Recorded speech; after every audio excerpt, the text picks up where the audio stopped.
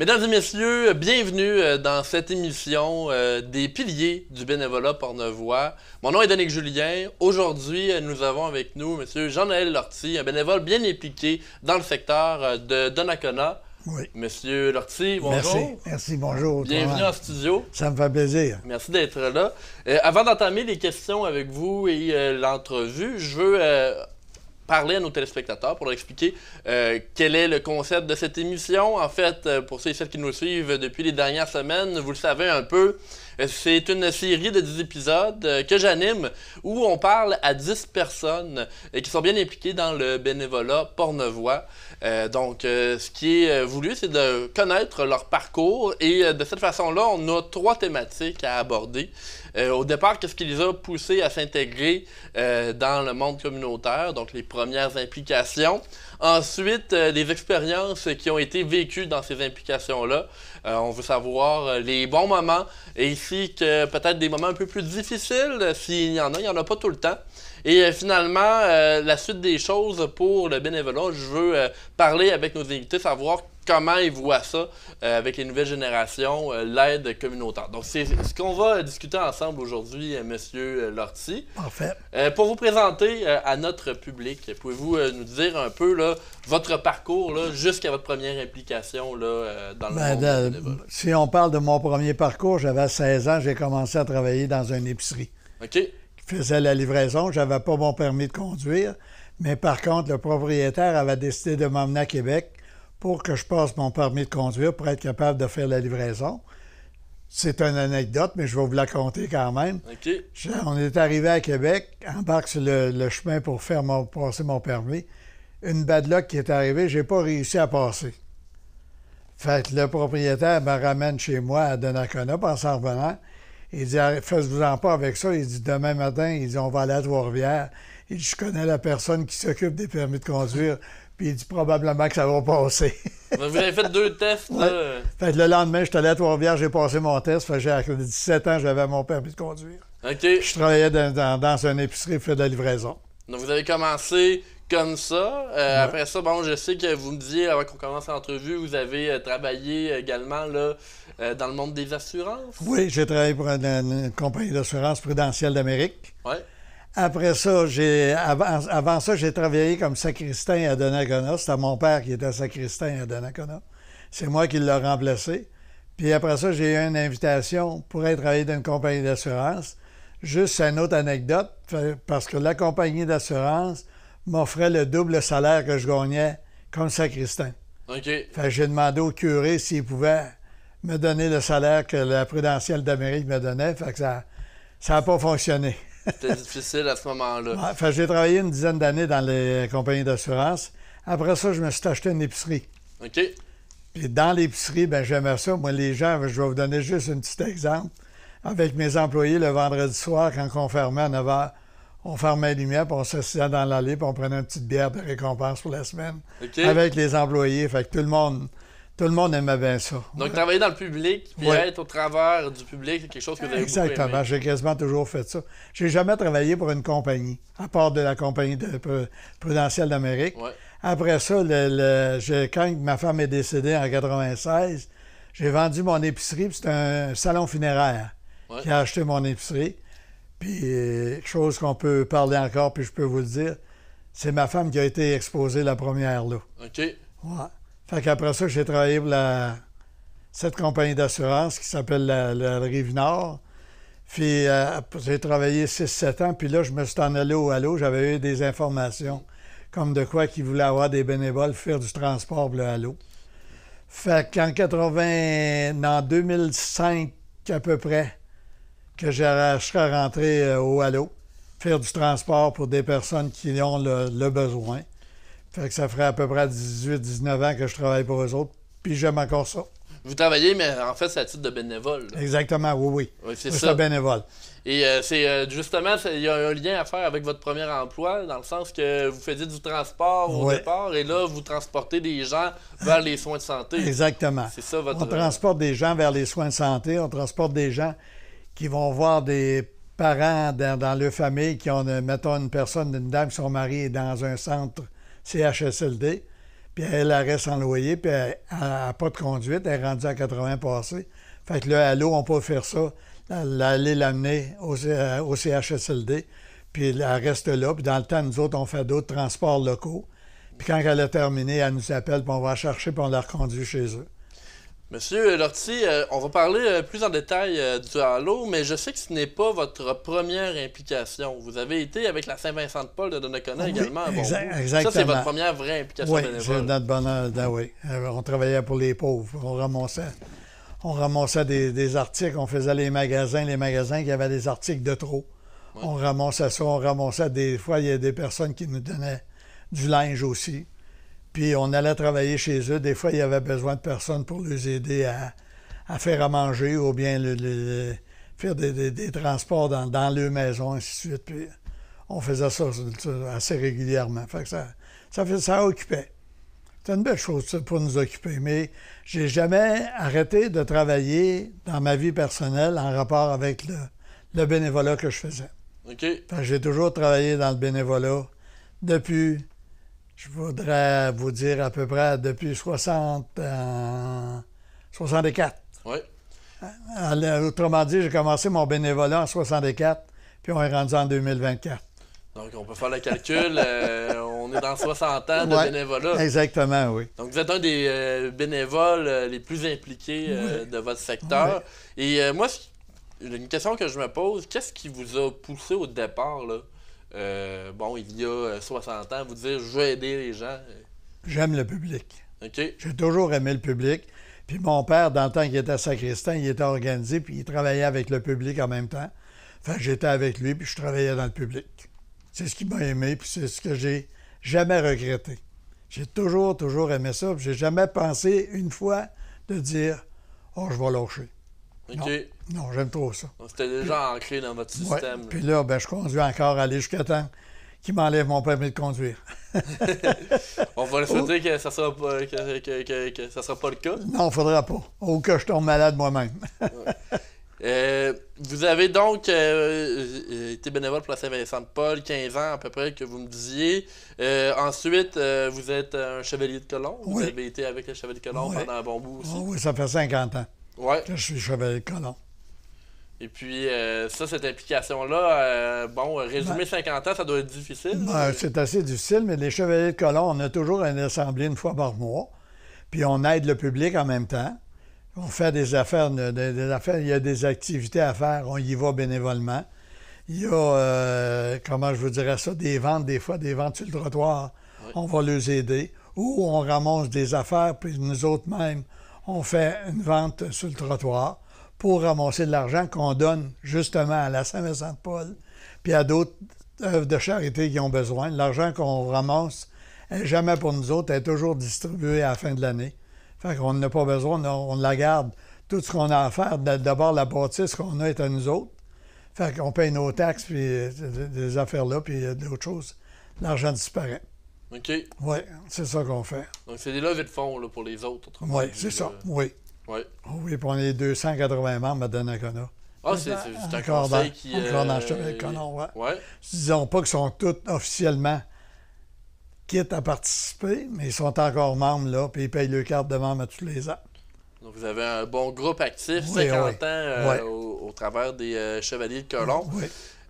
Monsieur Lortie, nous avons donc plusieurs thématiques dans l'émission et l'une d'entre elles, c'est de faire peut-être un retour sur les événements que vous avez vécus pendant vos implications. Est-ce que, parce que en 60 ans d'implication bénévole, vous devez avoir vécu des situations autant difficiles que merveilleuses. Et j'aimerais peut-être que vous me dites, des situations où vous vous êtes senti bien. Est-ce que vous avez des exemples de ça?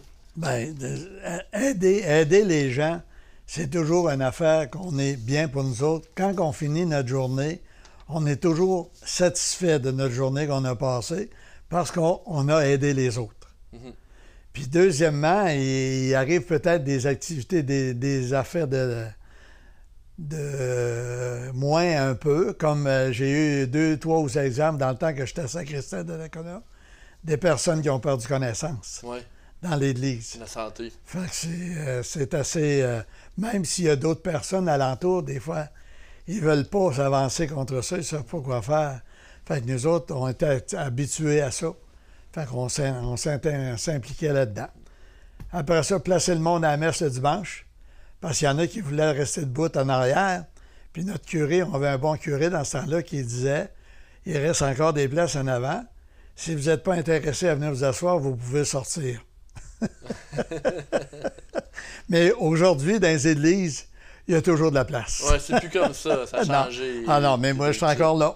Je vais à ma messe à tous les dimanches, mes amis, puis je suis encore là. J'ai toujours aimé ça, puis pourquoi m'en aller de ça? C'est une chose que j'aime. Mm-hmm. Ah oui, c'est important de faire ce qu'on aime. Oui, oui. Monsieur Lortie, vous me disiez tantôt pour le Halo que vous avez environ une quarantaine de transports par mois encore aujourd'hui. Oui. Justement, c'est beaucoup d'implications. Oui, mais première chose là-dedans, ce qui arrive, c'est que présentement, on manque de personnes. Okay. On manque de bénévoles. C'est pour ça qu'on a un surplus. Parce que les premiers temps, quand je commençais, j'en avais à peu près 10-15 par semaine. Puis ça a toujours été en augmentant. Okay. Fait qu'en faisant une quarantaine par semaine, dans 4 jours, ça représente 10 par jour. OK, c'est 40 par semaine. Oui. OK. Ah, j'ai dit, non, oui. Donc, c'est 40 par mois. C'est 40 par mois. C'est 10 par semaine, oui. OK, je comprends. Ouais. Mais il y a des fois, j'en ai 4 ou 5 dans la même journée. Mais, excusez, pardon. On s'organise. Quand je vais emmener quelqu'un, mettons, chez le médecin, je sais qu'il peut être là longtemps, je lui donne mon numéro de téléphone, puis j'en ai d'autres entre-temps à faire, dans Donnacona. Fait que la personne m'appelle quand elle a terminé.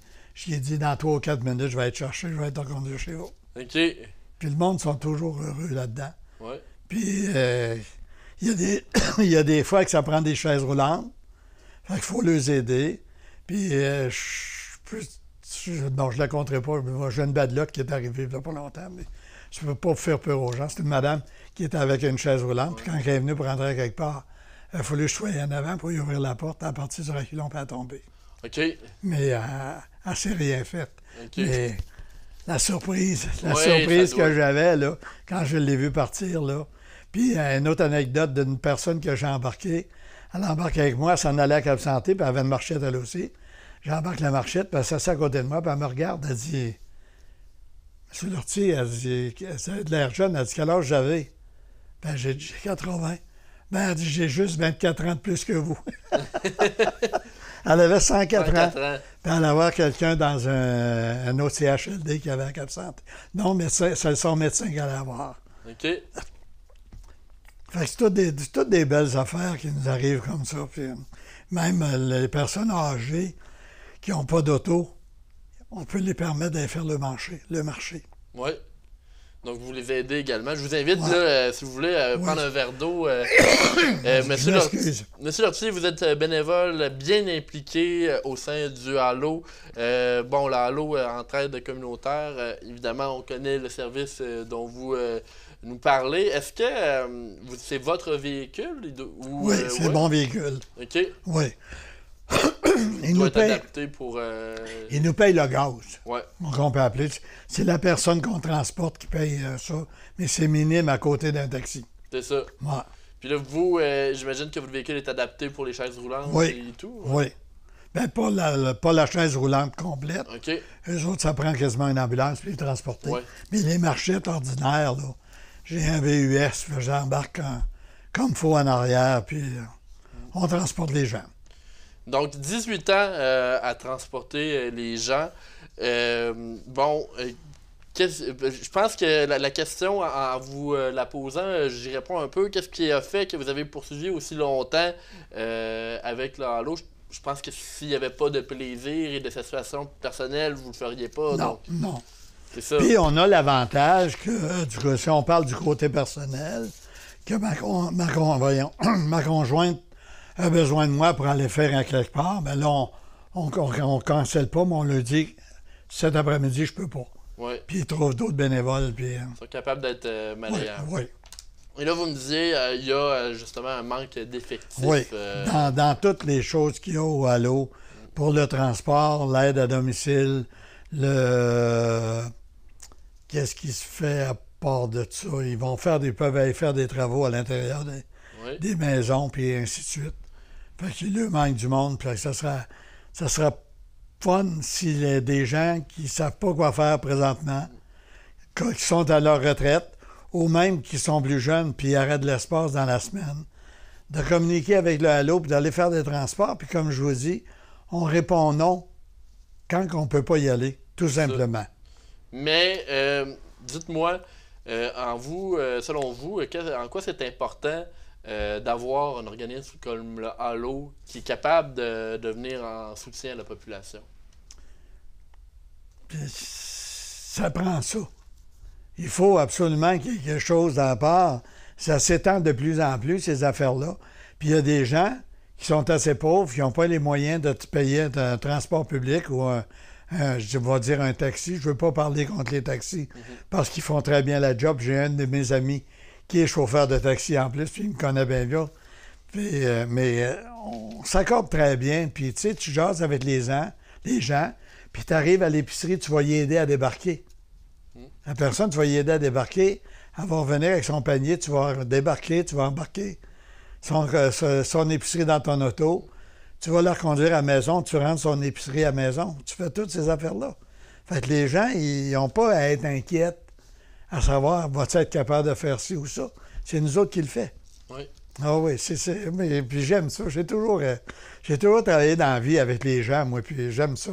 Oui. Bon, oui. J'imagine que vous êtes une personne sociale également qui discutait beaucoup avec les usagers. Je peux vous donner des numéros de téléphone si vous voulez en masse à Donnacona. Puis comme je vous parlais, dans les Chevaliers, on est en haut de 200 membres. Fait que les Chevaliers, ça s'aime tout, hein? Oui. Non, il n'y a pas de chicane là-dedans, il n'y a rien qui se fait, tout va bien. Fait que je me promène en auto à Donnacona, puis il faut que je regarde partout parce que tout le monde me salue. Fait que c'est ça qui est la vie. Donc vous êtes bien dans votre communauté, oui. Oh, oui. Un peu grâce à votre implication aussi. Oui, exactement.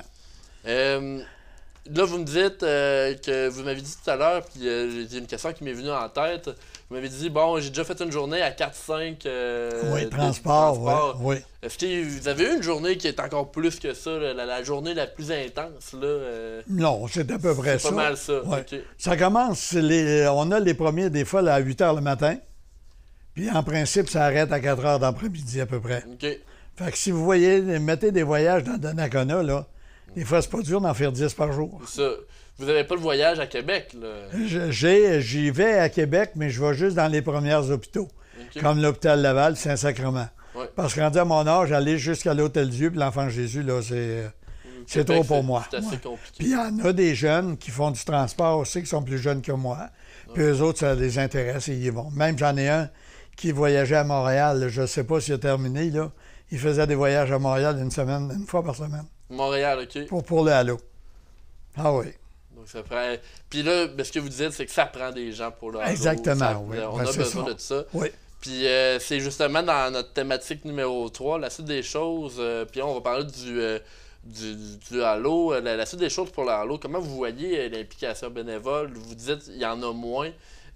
Pensez-vous quand même que la population est consciente de l'importance du Halo? Avec une annonce comme on fait aujourd'hui, ça va peut-être aider. Parce qu'il y en a, je ne sais pas s'ils ont peur, s'ils ne veulent pas s'expliquer. Il y a des personnes âgées qui sont renfermées dans la maison chez eux et ils ne veulent plus grouiller. Puis il y en a qui ne sont pas sociables. Ouais. Fait que toutes ces affaires-là rentrent pas mal en compte. Mais il y en a qui ne le savent pas. Même si c'est dans Donnacona, il y en a qui ne le connaissent pas, le Halo. J'ai des gens, là, voyez-vous, moi, ça fait 17 ans. J'ai des gens, j'en ai eu cette semaine, c'est la première fois, qui appelaient pour le Halo. Ils ne savaient pas ça. Ils ne connaissaient pas le service. Non. Puis pourtant, il est affiché partout. Dans Donnacona, on est dans le centre-ville, puis tout ça. Fait qu'avec des annonces comme on peut faire aujourd'hui, probablement que ça va aider. Et la société d'aujourd'hui, les jeunes d'aujourd'hui s'impliquent peut-être un peu moins au niveau communautaire. Qu'est-ce que vous voyez de ça? Qu'est-ce qui rend ça plus difficile? Parce que probablement que les jeunes, moi, que je vois aujourd'hui, sont encore étudiants, puis ils cherchent de l'ouvrage. Oui. Et de l'ouvrage payant. Fait que ça, c'est pas payant parce que ça paye juste le bénévolat. Ça paye les dépenses à peu près, des fois moins. Moins que nos dépenses qu'on a à faire. Puis ça prend, comme je vous dis, pour nous autres, ça prend toujours un auto. Les autos au prix qui sont rendus aujourd'hui, Je vois pas un jeune de 18 ans, 19 ans s'acheter une auto de 60 000 Ouais. puis aller, aller faire du halo. Donc, la situation économique de maintenant, C'est ça elle qui aide est... pas, Bon, là, non, selon vous. ça aide pas pour ça, non. Je pense Donc, pas. vous, ce que vous dites, c'est pas le fait que les jeunes veulent moins le faire, Non. c'est qu'il y a la possibilité de le faire Ouais, avec les études, le travail, les dépenses. C'est ça qui rend le plus difficile aujourd'hui pour ça. Ouais, Fait que c'est pour ça que le halo essaye à garder les gens plus vieux, ouais, pour pas qu'ils s'en aillent trop vite. je comprends ça. Donc, puis au niveau des nouvelles générations, pensez-vous que le bénévolat est aussi important pour eux? Je peux pas dire. Je connais pas bien les enfants jeunes, là, pour... Ouais. Parce que rendu à l'âge que je suis rendu, ils sont pas mal rendus loin de moi. Ouais. Mais peut-être que les professeurs, ils devraient être renseignés sur ces affaires-là pour être capables de l'enseigner, le bénévolat, aux enfants. Ils le font peut-être aussi. Ouais, Je peux pas dire, mais il faudrait qu'ils en mettraient un peu plus, puis Donc, aider dans des choses comme ça. commencer aujourd'hui. directement dans les écoles Ouais. pour justement inciter le travail Les gens, ouais. volontaire. Ouais. Exactement, oui. Moi, je verrais ça, moi. Oui, ben, je crois que ça se fait déjà, mais peut-être en avoir plus. Ouais. Pour la relève, ça c'est sûr. Donc, vous êtes une des personnes que nous avons eues aujourd'hui en entrevue qui a le plus d'années d'expérience. Parce que oui? vous avez commencé justement dans votre vingtaine. Là, si Ah, je fais le calcul, exactement. là. Je suis rendu à 80. C'est ça. Puis, dites-nous, au niveau de ces 60 ans-là, est-ce qu'il y a des moments où est-ce que vous avez dû peut-être réduire, parce que vous avez une vie personnelle également, vous aviez votre commerce à un moment, peut-être qu'il y a eu des moments où vous étiez... Mais quand j'avais le commerce, j'avais juste mon commerce, Ouais. parce que j'étais ouvert 7 jours par semaine. C'est ça. Puis j'étais toujours là. Mais quand mon commerce était lâché, puis que je suis tombé dans le salon funéraire, je suis tombé à 2-3 jours.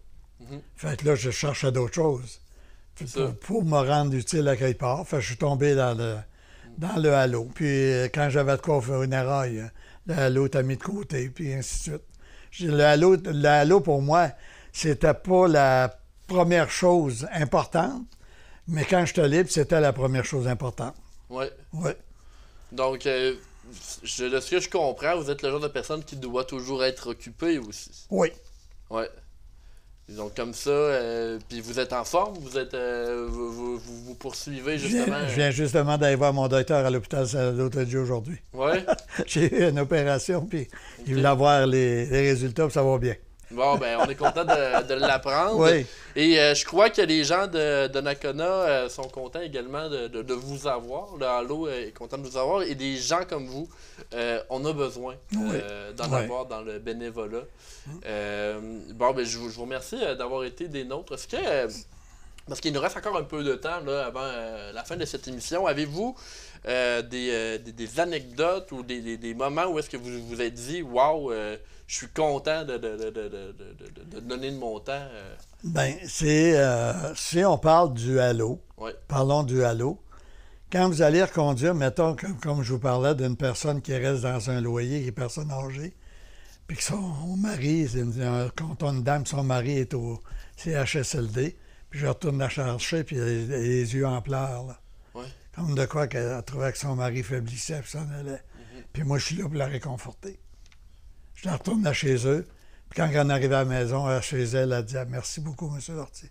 Vous êtes donc bien gentil. » C'est ça, des fleurs pour nous autres. C'est une paye pour nous autres. Fait que j'arrive chez nous, après ça, j'en parle à ma conjointe. Puis c'est toutes des affaires de bonheur. Puis elle-même, elle trouve ça bon. Mais elle s'occupe dans la maison durant la journée. OK. Ah oui. Fait que tout va parfait. Moi, je vais en faire tant et aussi longtemps que je vais être capable. Ouais. Ça, c'est assuré de ça. Puis, est-ce qu'il y a d'autres services qui vous intéressent ou pour le moment, le Halo, vous avez mais rendu là, d'autres services, j'en vois pas bien. Oui, vous en avez assez. Là, ben, probablement. Oui, ça m'emploie 4 jours par semaine. Là, ouais. Fait que, donc, on va garder ça comme ça. Ouais. Super. Jean-Noël Lortie, bénévole bien impliqué pour le Halo à Donnacona. Peut-être faire un petit retour sur ce que vous avez fait également dans votre carrière. Vous avez été pour la Saint-Vincent-de-Paul. Oui. Vous avez également été impliqué pour l'Église de Donnacona. Comme sacristain, oui. Comme sacristain. Implication de 50 ans pour les Chevaliers de Colomb de Donnacona. Oui. Donc, je vous remercie d'avoir été des nôtres pour nous parler de votre implication. On espère justement que vous allez poursuivre encore longtemps pour les gens de Portneuf. Ça me fait vraiment plaisir. Ça m'a fait plaisir de venir ici aujourd'hui. Puis probablement, vous pourrez m'inviter dans une dizaine d'années. On refera l'entrevue encore. C'est bien parfait. On va faire ça comme ça. Oui. Donc, pour nos téléspectateurs, merci d'avoir été des nôtres. La semaine prochaine, nous parlons à une autre personne bien impliquée dans le monde du bénévolat. Là, on va être du côté de Saint-Raymond avec Mme Raymonde Gingras, qu'on connaît bien pour son implication avec le SOS Accueil de Saint-Raymond. Elle est membre fondatrice de cet organisme. Mais on va parler également de tout ce qu'elle a fait avant. C'est un épisode à ne pas manquer. Donc, on se dit à la semaine prochaine.